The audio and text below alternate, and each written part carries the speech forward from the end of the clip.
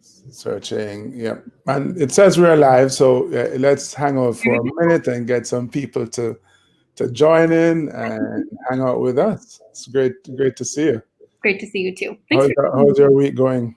Yeah, the week is over almost. I know, I know. And I don't know, something that I've realized over 2020 is that time is completely elastic, at least as far as I'm concerned. So like so many things have happened within the span of this week, not only from like a social perspective, but from like within our own companies and within my own family and personally. Like there's so much going on that it can be really hard to keep track of, despite us having like physical parameters on where we can and cannot go. Yeah. It's been like, regardless of all the turbulence and things that are happening, for me, it's been an incredible week. And I hope it's been great for you too. Yes, but I was just thinking yesterday. I was like, wow, where did the week go? I mean, I've had an amazing, full busy week. But yeah, the week has just kind of gone. Like I have to double check to make sure that this is Friday. Yep. I totally know what you mean. And it's like the days go by so quickly and so slowly sometimes at the same time. And then the weeks just fly and the months just fly themselves. Yeah, indeed. So, let's kind of let's kind of chit chat here. Hey guys, when you do join, feel free to engage us, ask questions if you like, make comments, however you feel moved to engage us. But I'm really pleased to be able to hang out with my friend Emily Mishler today. We want to explore some ideas behind this business of finding your purpose and making an impact. So Emily, first of all, welcome. Thanks for hanging out with me. Thank you. Glad to be here. Hopefully this is a decent start to your weekend. I think it's going to be great. All right, cool. So, when you hear the terms, purpose and making an impact, sometimes it can seem so almost out of reach. Such an esoteric kind of idea. In your mind, what does that mean? Finding your purpose and making an impact. I think for me, it's just the way that I have defined that, and also the way that I pursued that has been different, especially recently. So when we talk about finding, like me finding my own purpose or other people finding theirs, I think the most important thing to remember is that it is a journey, and there may be points at which you have framework and you have stakes in the ground that are really significant milestones that you reach and achieve. But the point isn't for the journey to be over.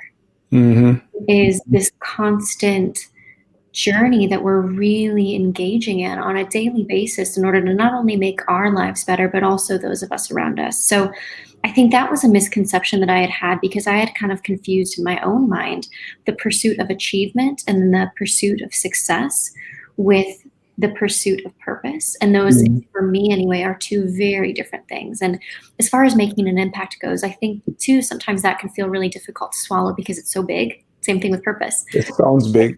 Yeah, like the purpose of my life, or like the impact of my life's mission, or that kind of thing. If we're really boiling it down to the bones, it's much more simple than we think. And it's all about the little daily decisions that we make that really tweak the character that we are building in ourselves, and also the way that we're expressing that in the world, which is how impact and also finding your purpose happens. Yeah. Hey, Tim, thank you for joining me, man, joining us. It's great to see you, bro. Hope all is well. So you talk about journey and, the idea of purpose being like this pursuit of success. And I think my view is, perhaps when we start out in life, we're just starting our lives. Our purpose is really to figure out, as I described it, how we're going to change our world. Because I think it's because it's a journey that it's the idea of how you're going to change the world is a little bit further down the road, because you kind of have to find your own direction and figure out how you're doing on this journey.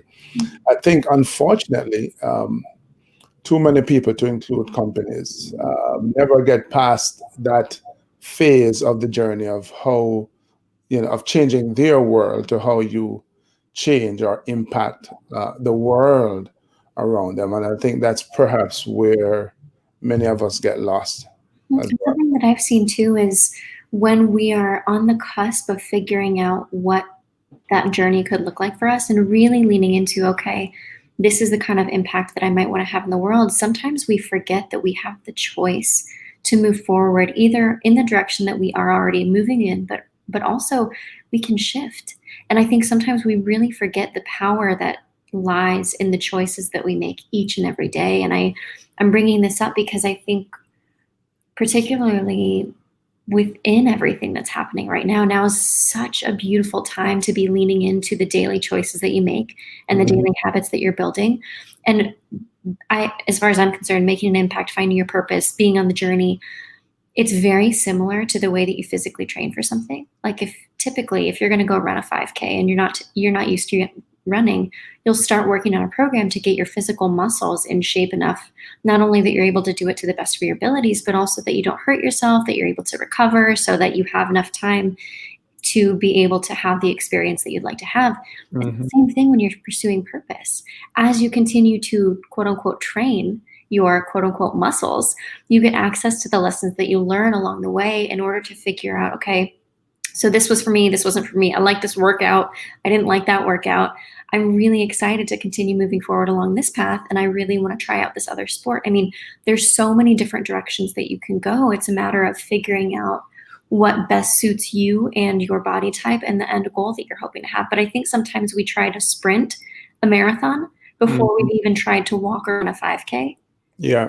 And that can be really, really disappointing, especially if we don't even realize we're doing it. That's true. So you sounded a little knowledgeable there just now as you were talking about training for a 5K. Do you run? I do. I Ah, do. you're busted. But you're absolutely right now because sometimes when you think of going to run a 5K or a marathon or something, people there's a tendency to assume that, oh, this person's been an athlete all their lives, and what I realize is that no, you just kind of start from where you are Yeah. and you start training those muscles, as you say, and the physical muscles and mental muscles, and work your way from you know running 400 meters and walking a mile, and then you kind of build up your strength, and you go from there. I think it's also very akin to, as the analogy you draw to finding your purpose. It's not this huge esoteric idea that's out there. It's like every one of us can find our purpose and make an impact regardless of where you start out in life. And some I want you just like in a split second to share. Yeah, I know you're from rural Indiana. Just kind of talk about your beginnings, and we're gonna get into how you started to figure out your purpose. Sure. So for me, it's been a lifelong pursuit. So I am based in my undergrad degree and master's degree. Have had a tremendous experience and also have experienced a lot of the world through travel and really through being a traveler rather than a tourist. So growing up, had a really incredible childhood, but I think all of us have experienced some bumps in the road and some turbulence, and that certainly is similar to my own story. My parents ended up getting divorced, and there were a series of different decisions that were made from an adult perspective that, as a child at the time, I didn't really have an awareness of, but there were consequences um, that have really exposed themselves over the course of my life. So Mhm. I say that because I think we've all got some work to do, especially Yeah. on the inside, if we want to be able to pursue our own life's purpose and mission, or vision, I think of mission. um, I think a lot of that, sometimes life will ask you to pull back a little bit so that it can slingshot you forward. And that has been a lot of what, for myself, the past few years have really looked like as I've been jumping out of more a corporate environment, jumping into entrepreneurship and building my own consulting firms, and what that has looked like, and really leading into the adventure of what the opportunities that life is not only trying to give me, but also the lessons it's trying to have me learn through, has required me to really reflect on my childhood and reflect on a lot of the experiences that have happened from then to now, which has been a significant amount of time. But really, it's been interesting to be able to look at patterns and identify just different patterns of behavior that have resulted in patterns of not only consequence but also growth.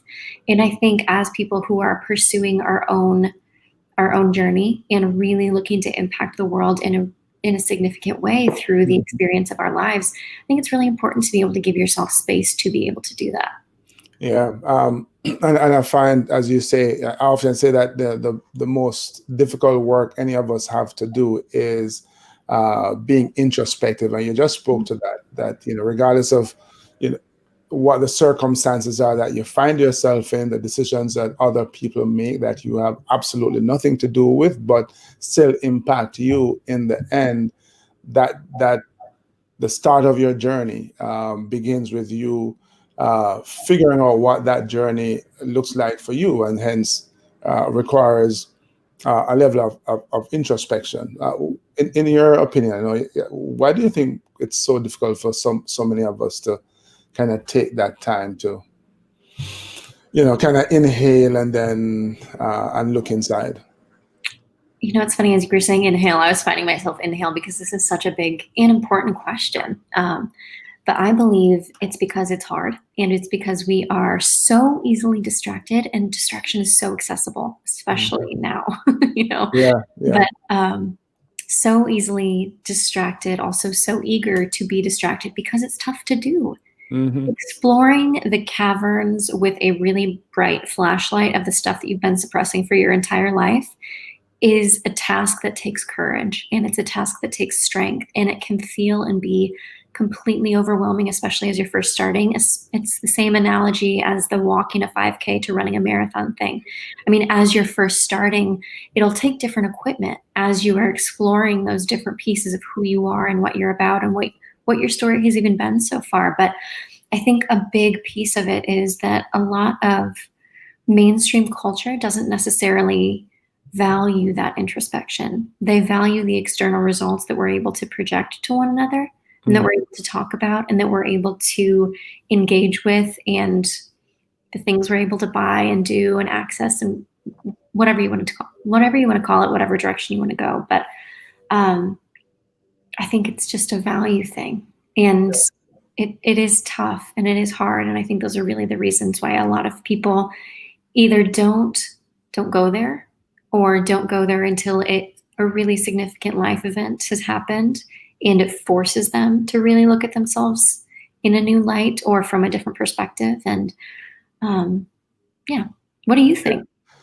Yeah, I kind of feel like you hit the nail on the head, and you use a term there that I've never thought of in terms of us being introspective. The word caverns. I'm like, and I just like got a visual, and it's perhaps one of the reason why it's so part of the reason why it's so difficult. Apart from the fact that it is difficult, it's scary Yep. because these caverns are taking you into some dark places, so the unknown, and you don't know what you're going to meet up there, and so it takes a certain amount of courage to um, descend into the cave and start exploring those caverns, and be willing to face and deal with what you might find. And yeah, because we're beings that just adore certainty and comfort. It prevents many of us from doing that. But obviously, you did it. I want to believe I've done some of that work. I'm currently doing it. I want to say Yeah. that too is a journey, Yeah, and we're doing it. I mean, we did it, and as I say, it's a journey. So we continue to do that. And I left, inner city Jamaica. You left rural Indiana. I'm not sure how the two of us end up meeting here. So So it's completely different work and technology. gratitude. Um, but yeah, but your journey has undoubtedly impacted and informed the work you are doing now. So let's jump into that a little bit. Let's talk about some of the amazing things you're doing to as you continue to unfold your purpose and make an impact. So the work that I do is an extension of my life's purpose, and I am so, at least to the extent that I now know it, I always leave room for a little bit of life to come in and take the reins because it always seems to. And you mentioned certainty earlier, and it kind of made me want to giggle because is anything really ever certain? I mean, we want to believe it is, Yeah. right? But then this year itself, like 2020 itself, has been such a beautiful example that like life happens. And Mhm. I think it's important Mhm. to lean into that. But Interestingly, I don't know how many people use the term beautiful just to describe 2020, but I take it. yeah, but honestly, I think it's a matter of perspective, and that's not to overshadow with positivity any of the tremendously Hmm. terrible things that have happened over the course of this year. But there has been beauty and there has been forward movement, and there have been people who have come together who have never come together before and united as a force for good in the world. And to me, that is beauty. Yeah, yeah. And but as you say, it's a use your word beautiful example. It's certainly a tremendous example of the fact that life happens, and because there's we all will live with uncertainty. When we are faced with these moments of uncertainty and we're swirling around in just chaos, it still behooves us to go back to the conversation earlier, to be willing to kind of descend into that cave and figure out who we really are. And because that's the thing that I think gives us the strength and the ability to navigate the uncertainties. Yep, yep, I couldn't agree more. And so jumping back into the work stuff, Mhm. it's honestly for me, it's not even work. It's just basically impact-based play, which I love. Mhm. But what we do, I run a series of companies called the Cultivated Group. We have three different subsidiaries that we work with. So one of them is for-profit focused, one of them is nonprofit focused, and one of them is creative focused. The majority of what we do with the for-profit and also which is kind of startups, newer businesses, businesses who are needing refining or just kind of a tune-up. What we do with the for-profit and also the nonprofit, which is very much the same space, is connect that impact-driven heart to the business brain that they need, not only in order to be a profitable business, which is really important, obviously, but Mhm. Yeah. sometimes when we're so focused on the heart space and we're so focused on the when we're so focused on the impact we want to have, I think sometimes we can easily forget how important it is to bridge the gap from point A to point B and really look at things from more of an analytical and simultaneously creative perspective. So we come in and connect to that impact-based brain to the business heart.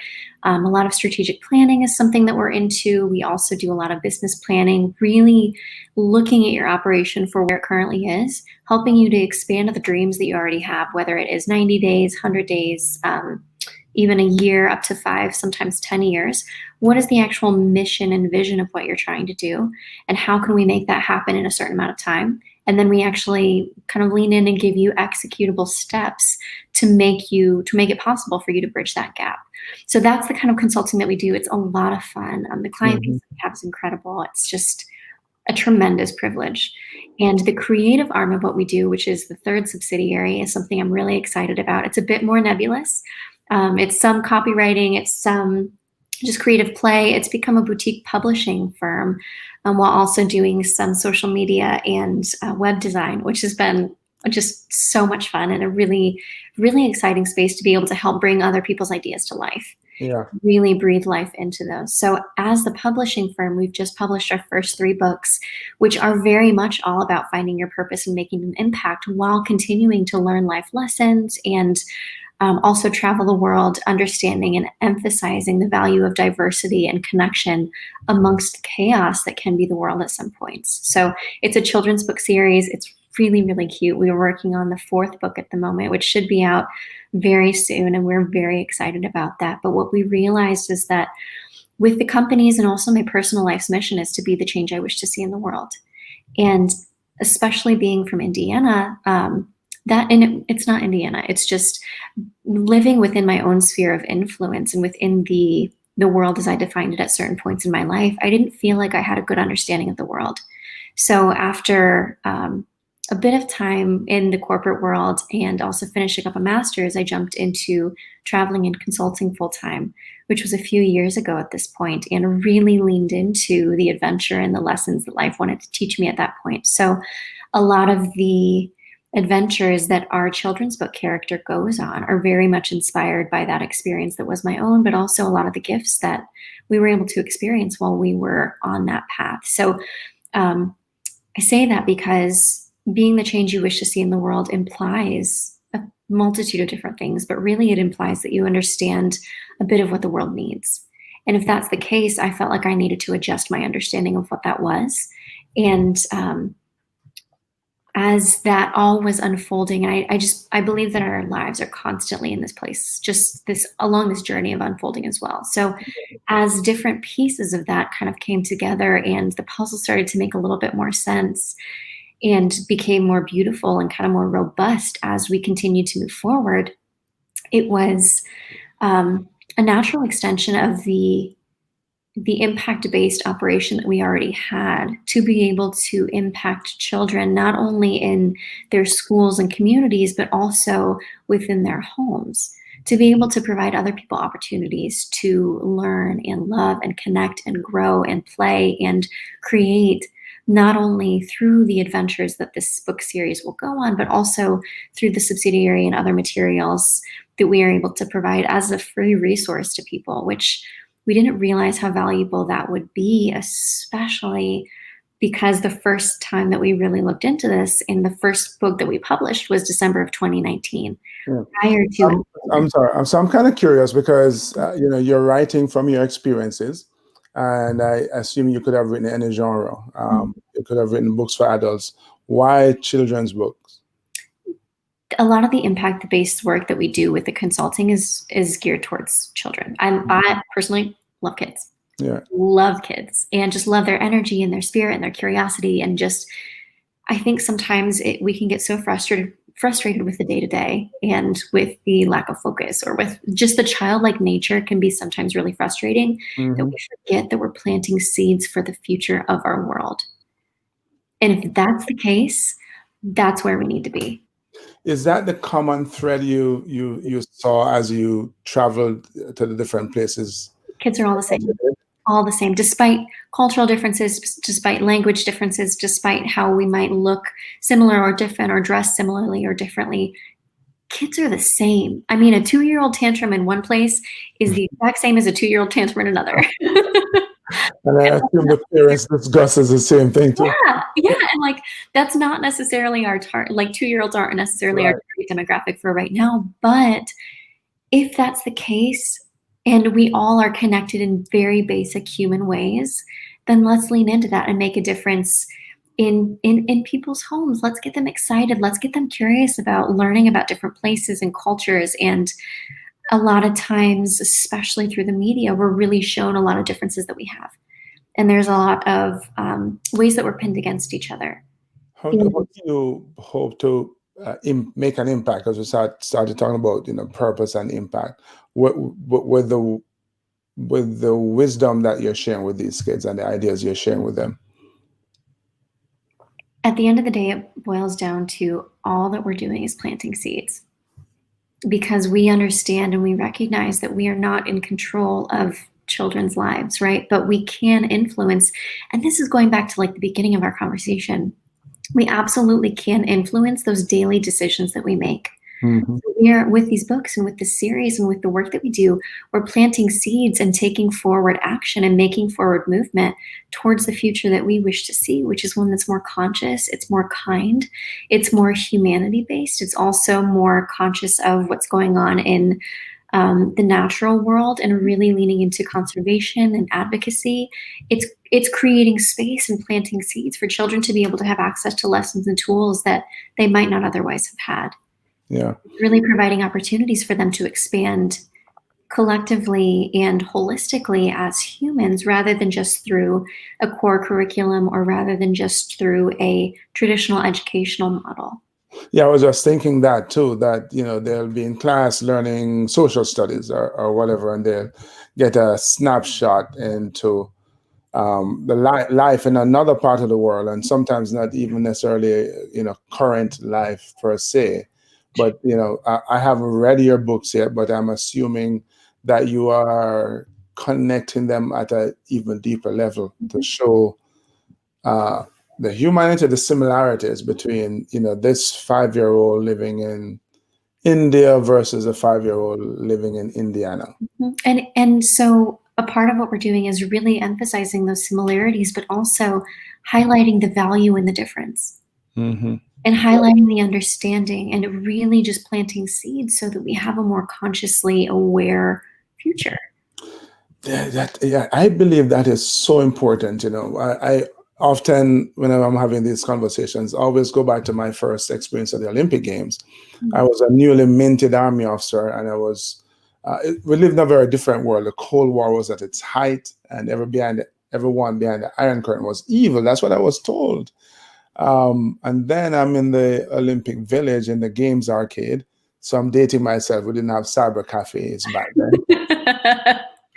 You know, and yeah, and I'm there and I'm killing the Pac-Man. And, I'm not doing any of this finger stuff. I'm like, but, off to my left is a guy from East Germany. Off to my right is a guy from Poland. Both people from behind the Iron Curtain who are supposed to be quote unquote evil. And I'm realizing that, man, there are so many similarities. We're there sharing the same human aspirations and dreams and wanted to do the best for our respective countries and suffered from the same human frailties and foibles. And it just kind of dawned on me in that moment that the only real difference was ideology, and it wasn't our ideology. It was one that was imparted or fed to us. And so I think it's really important. One guy, I was watching a video many years ago, a Palestinian guy, I think, and he says, people are people. And big people start with all of us start as little people, children. So I think it's really important work that you're doing. Somebody just chimed in, the guys from Portmore. Thank you for joining us, my friend. Hi, guys. How do we find purpose? He asks. Oh, that's a big question. Can you be more specific? Can you be more specific? How do we find purpose? I guess it's let's say someone who is trying to figure out. I think because most people start with this idea that purpose is this huge concept that's almost amorphous. How do you find it in your own life? And to kind of, if I can help here, go back to the discussion we had earlier about just being introspective and being willing to kind of dive into the cave, right? Because he asked, how do we find our individual purpose? Like, I think it goes back to, I really think it really goes back to what we were talking about earlier. It's getting, okay, cool. It's, thanks for clarifying. I appreciate it, guys. I'm trying to think for him. How do I find our individual purpose? Yeah. Mm-hmm. Yeah, I think it starts with getting more quiet, and really drowning out the distractions of what everybody else is doing and how everybody else thinks. And before I continue to answer this question, I wanted to back, because when you were talking about the Cold War and the Iron Curtain, this ideology that was imparted upon you, I think one beautiful thing that we can recognize here is that after you realize that you're all human, you chose differently. Yeah, you absolutely. chose to view them as also human. You chose to view them as a part of this shared space that we all occupy, rather than continuing to choose whether you knew it or not, rather than continuing to choose that path of that ideology that you had been imparted upon. Mm-hmm. So I think the power of choice is a lot more important, and it can be a lot more sneaky than we realize. And so, sorry, I wanted to say that. I didn't want to forget it. Yeah. Mm-hmm. Individual purpose. I think it's about getting quiet and figuring out what is actually important to you. Because a lot of times, like for a while, I felt like I was following this formula to life that never quite really fit. I mean, I am an educated woman. I have had a few different really incredible roles within a few different places. For all intents and purposes, I could have climbed the corporate ladder and continued along that path. Mm-hmm. There was something inside me that wouldn't stop, just kind of like nudging me, saying, hey, what about that? Or like, hey, is this really fulfilling to you? So I think it's important to kind of get quiet about what other people's expectations are and really drown those out with your own looking inside. And that can be the most important thing with that is just to start. So it can be maybe you have a calendar appointment with yourself every morning at 7 a.m. that is you jotting down 3 things you're grateful for. What is my intention for the day? Today I will show up as X person, and today my purpose or the purpose of today feels like X. Mm-hmm. You do that for a week. You focus yourself for a week. You then go back on that 7th or 8th day and look at those journal entries. You'll start to find common threads. And they're not necessarily even journal entries. It can literally be a 10-minute meeting with yourself to just sit and to just reflect and to just think, okay, this is how I'm going to be the best version of myself I know how to be today. Mm-hmm. And I can almost guarantee that you taking that time to really look at, okay, this is how I'm going to kind of bridge the gap between where I am and where I could potentially be, even though I have no idea where that potentiality could lead. You doing that will create more space for you to be able to lean into those muscles. That's like a first step. Yeah. You know, that you said some things, a number of things that I think we should unpack, because I may have heard, but I can't remember, hearing the term having a meeting with yourself. But I love that. I think we all need to, and part of the challenge, the same thing I think as, just being quiet, is that we have so much stimuli around us, the cell phone, the TV, that we tend to wake up in the morning and the first thing we reach for is a cell phone to see who texts us or what's on Instagram or Facebook, whatever it is, right? Or whatever our favorite social media medium is. And that robs us of the chance to have that meeting with ourselves. And I think perhaps the other challenge that we have, and it impacts or hinders us finding our purposes, that we get so caught up in what other people's expectations of us, right? Our parents want us to be a lawyer, doctor, Indian chief. They want you to go to college and go get the good job. And then, and sometimes it doesn't fit. And perhaps it could have been your goals because that you thought that was a path that you were supposed to take. And then you find yourself, let's say, in the corporate world, and kind of like you, it didn't really fit.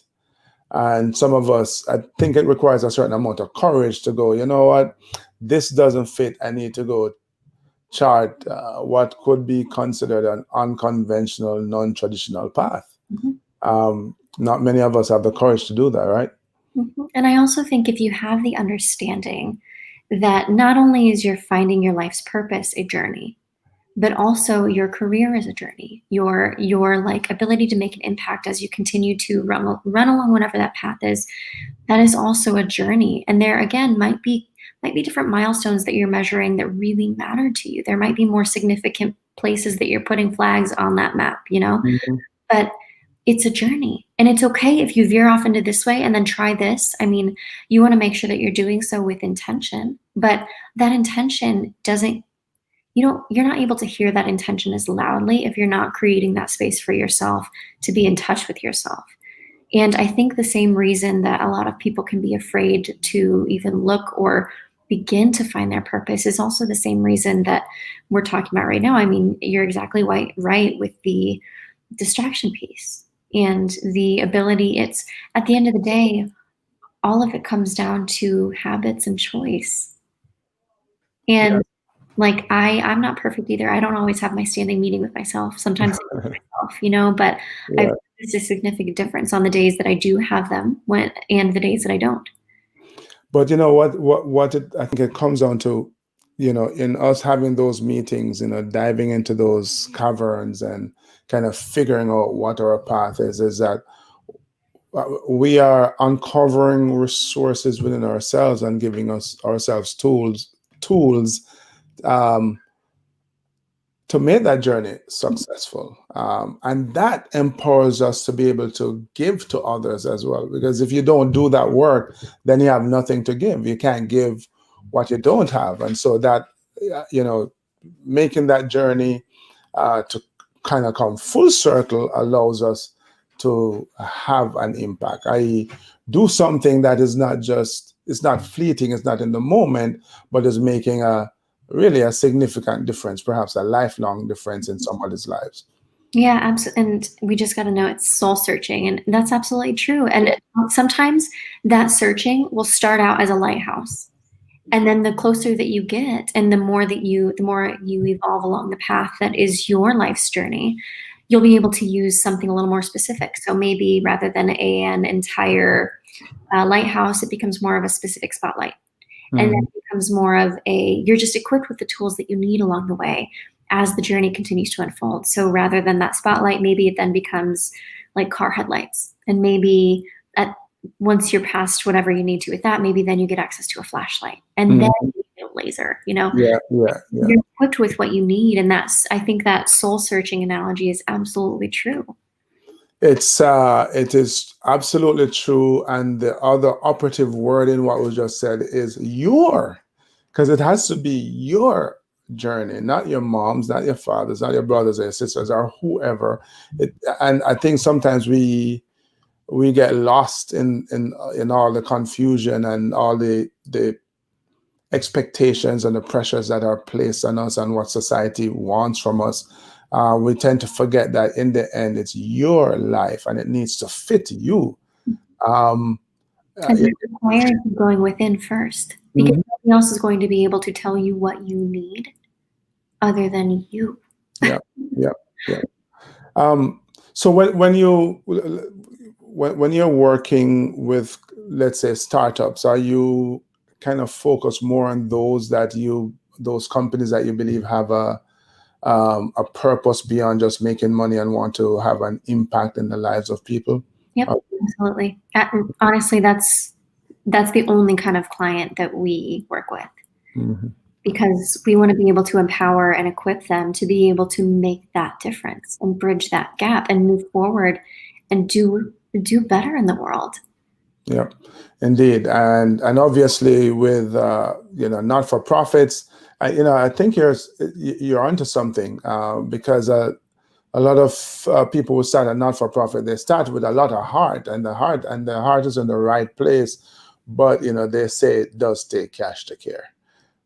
And so being able to create that business plan, that model, and strategize as to how you're going to scale the hard work like a business allows you to then be able to impact even more people. And it's so true. You're so right. And I think sometimes we can get so focused on that heart space that we forget that the brain also needs to be functioning in order for the entire body to be able to move and work. Going back to this running analogy, run.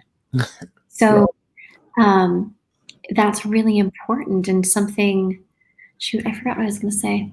Just lost it.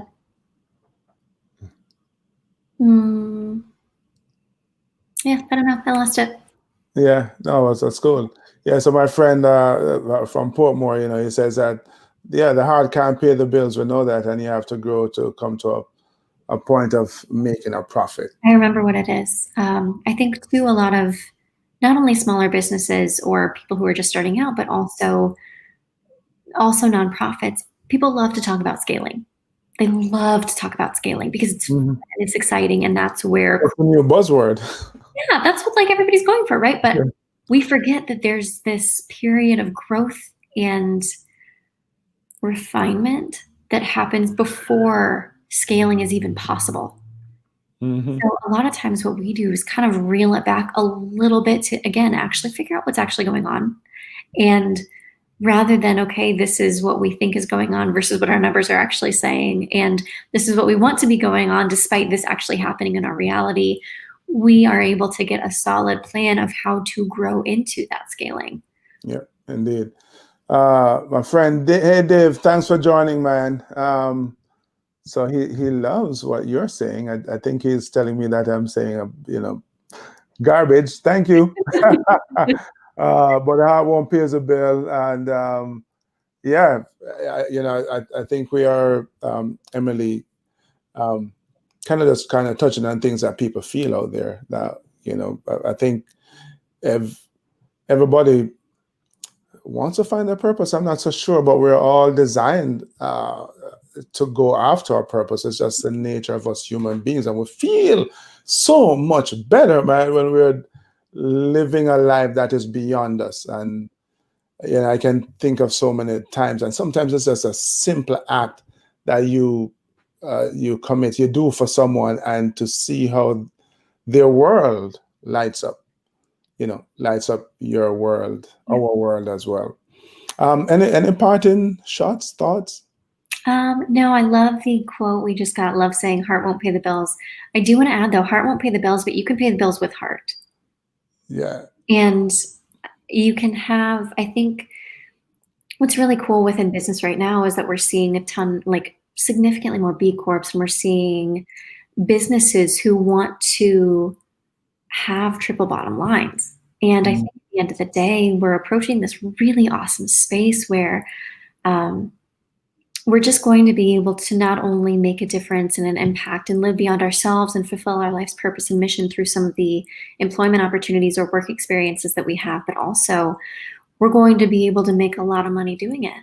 And I think even having that conversation is something totally different than we ever would have been able to explore prior to the past 10 years. And I'm really excited to see what's going to happen, especially in the world of business, also as it relates to that impact-driven space.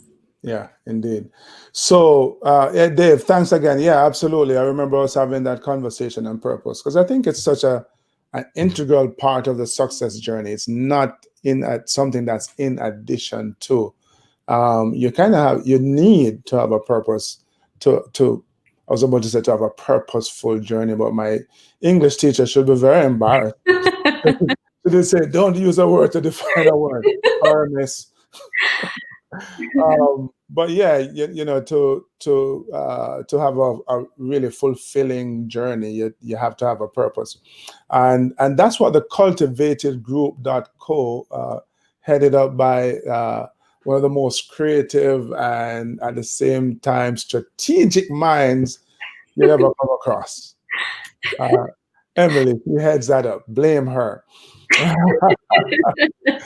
And so if they really want to blame you directly, how do they find you? I know we've been scrolling your contact. Yes, if you want to jump on our website for the Cultivated Group, it's just thecultivatedgroup.co. That's also where we're at with social. If you want to jump on Facebook or Instagram, as well as LinkedIn, we're not doing as much there, but at the Cultivated Group is where a lot of our impact-based work is. For those 3 different subsidiaries that we had talked about. If you'd like to learn more about the adventures that our children's book series are going on, and as that continues to develop and grow, if you want to follow along on social, that is at Esme the Curious Cat. Also, our website is esmethecuriouscat.com. And if you want to buy some books, they're available on our website, also at Barnes & Noble, Walmart, and Amazon. esmethecuriouscat.com. Cats are always curious, so that's pretty awesome. And you know what's funny? I think a lot of people are like, oh, curiosity killed the cat. Ha ha, funny name for a book. But again, a lot of what we're talking about is perception.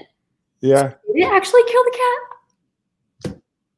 Well, yeah, that's true. Well, you know what? He has 9 lives anyway. He can afford that. Oh.